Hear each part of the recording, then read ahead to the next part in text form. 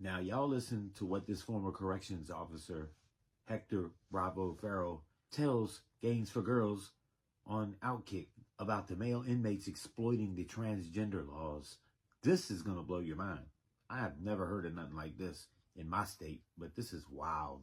So you got male inmates wearing like these, you know how like the hospital gown for a female, how it looks. You got them walking around the yard, and for that's, it just looks odd and out of place to be seeing male inmates walking around in muumuus and makeup, blush, lipstick. Not to mention that can be an escape paraphernalia, changing your identity and being able to walk out the front door if somebody's not privy to it.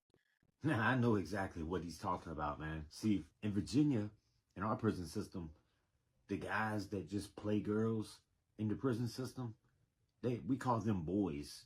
After they get turned out, they're called boys, and they usually have a man. But they will use Kool-Aid for lipstick. They take, like he says, the gowns and cut them up and make dresses and skirts. They take the laundry bags and make fishnet stuff. It is just crazy, but he's right, man. He's right about that. And then, of course, the sexual realignment surgeries. In Virginia, a man that has a sexual realignment surgery and becomes a female, well, they have to go to a female prison. They cannot leave them on the man's yard. Even though their birth certificate says they're a man, they cannot stay on that yard. They will get punished. Oh, my goodness. Absolutely, 100%. There was one at Donovan State Prison. Again, I did not work at a female prison, but I worked at Donovan that housed numerous transgender inmates.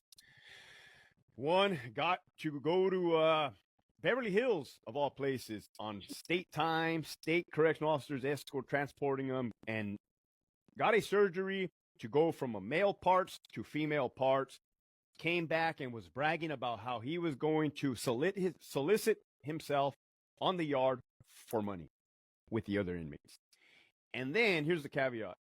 There was complications with the surgery, so then he went ahead and sued the department for saying that they purposely, botched the surgery. And it's just, it's insanity is what you stated earlier.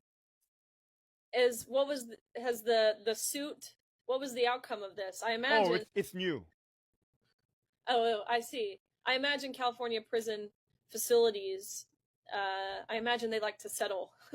So they all settle. They absolutely all settle, for sure, 100%. I'll be interested to see what the outcome in this scenario is. Oh, they'll settle. There's no doubt about that. These men, okay, so you were a large part in transferring these men to the women's facilities. Was there ever any behind the scenes conversations of, any insight as to whether or not these were genuinely confused men at best, or at worst, did these men ever, admit to being manipulative and taking advantage of the system? There are some inmates that will blatantly brag about manipulating the system. The PREA, the Prison Rape Elimination Act. That's a big deal. That's a federal law where every peace officer has to investigate, an alleged rape in the prison. I can recall when I was a sergeant at Donovan Prison, and an inmate claimed that he was raped by his cellmate. We have to take both the suspect and the victim at separate times to outside hospitals to go get the SART examination. That's all costing money, resources, time, energy, and comes back, and the inmate straight up tells me, nah, he didn't rape me. We just broke up. That's my boyfriend. I thought I'd get back at him. Oh my gosh. And you got to understand, man, I'm level-headed. I have common sense, and just hearing that, it doesn't sit well with me. It doesn't sit well with me either to know that guys in a men's prison can get classified as claiming their gender identity as a female, but they're a male. They don't have to get a sex change, but they get moved to a women's prison. What do you think they're up to when they do this? Like, what do you really think they're doing? They're going up there and getting them some. You know what I'm saying? They're smart. I hate to say that, but they want to be around women, so they're finding a way to do it. And that is just crazy, though. See, a psychiatrist is the one who classifies somebody's gender identity as a different status. So all they got to do is see the psychiatrist at the prison and tell them, hey, I'm identifying as a female and I want to get transferred to the female's prison. Boom, it's done. Crazy, man. The transgender laws were created to protect people who truly identify as something else.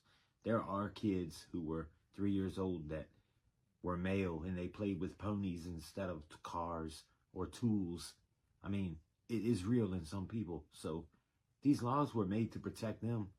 But according to what he's saying, the laws are being exploited. There's a loophole that needs to be closed.